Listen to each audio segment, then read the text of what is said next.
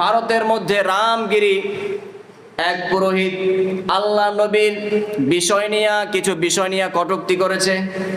আদালতে যাওয়ার পরে গত 14 আগস্ট আদালতে যাওয়ার পরে সেই আদালতের জাস্টিসরা সেই নাস্তিকের পক্ষে কথা বলেছে আর মুসলমানদেরকে আক্রমণ করার জন্য ঘোষণা দিয়েছে। পুরা ভারতের মধ্যে কোনো মুসলমান যদি সেই নাস্তিকের মোকাবেলা করার জন্য কথা বলে, তারা সেই মুসলমানদেরকে নির্যাতন করার জন্য আক্রমণাত্মক কিছু কথা বলেছে।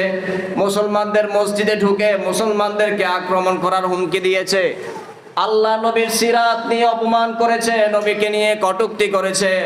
কিন্তু সেই ইহুদি খ্রিস্টানদের দালাল মূর্তি পূজারীরা সেই নাস্তিককে চতুর্দিক থেকে বেষ্টন করিয়া তাকে নিরাপত্তা দেওয়ার জন্য আর মুসলমানদেরকে নির্যাতন করে ইসলামটাকে ধ্বংস করার জন্য তারা পায়তারা চালাচ্ছে। ভাইরা আমার, সেই ইহুদি খ্রিস্টানদের দালাল মূর্তি পূজারীদের জবাব দেওয়া দরকার আছে না নাই? আল্লাহ নবী আবু জাহেলকে জবাব দিছেন কিনা? দিছেননি? উতবা সাইবাকে জবাব দিছেন, ঠিক কিনা? কোন অবস্থাতে ইসলামের বিরোধিতা করবে, ইসলামের ভাব মূর্তিকে নষ্ট করবে, কোন নাস্তিক আল্লাহ নবীকে কটূক্তি করবে, দুনিয়ার যে কোনো প্রান্তে থাকুক, দুনিয়ার জমিনে অন্ততপক্ষে যেই দেশের মধ্যে একজন মুসলমান থাকবে ওই দেশের মধ্যে কোন অবস্থাতে সেই নাস্তিককে অবস্থান করার সুযোগ দেওয়া যেতে পারে না, ঠিক কিনা? ভারতের মধ্যে অসংখ্য মুসলমান আছে, মিডিয়ার কারণে সারা বিশ্বের মধ্যে কথাটা প্রচার হয়ে গিয়েছে।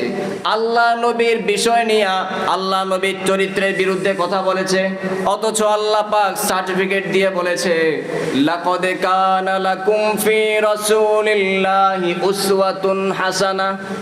আমি আমার নবীর আদর্শের মধ্যে রেখেছি সবচেয়ে উত্তম আদর্শ, উত্তম মডেল। দুনিয়ার মধ্যে কোনো ব্যক্তি যদি সঠিকভাবে কোনো কাজ আঞ্জাম দিতে চায়, অবশ্যই আমার নবী যেভাবে আঞ্জাম দিয়েছে সেইভাবে আঞ্জাম দিতে হবে। দুনিয়ার মধ্যে কেউ যদি বিচার মন্ত্রণালয় কায়েম করতে চায়, দুজন মানুষের মধ্যে বিভেদ লেগেছে তাদেরকে সমাধান দিতে চায়, অবশ্যই কোরআনে কারীমের মধ্যে আল্লাহ নবী পয়গম্বর যেভাবে সমাধান দিয়েছে ঠিক সেইভাবে সমাধান দিতে হবে। আর যদি সেইভাবে সমাধান দেওয়া হয় তাহলে উভয় জনের উপর ইনসাফ করা হবে, আর যদি সেইভাবে সমাধান দেওয়া না হয় তাহলে একজনের উপর অন্যায় আরেকজনের উপর জুলুম চলে আসবে, ঠিক কিনা? ভাইরা আমার, অতএব আমাদেরকে বিশ্বাস করতে হবে দুনিয়ার মধ্যে সবচেয়ে উৎকৃষ্ট ব্যক্তি যিনি, তিনি কে? আমাদের নবী মুহাম্মদ মুস্তাফা সাল্লাল্লাহু আলাইহি ওয়াসাল্লাম।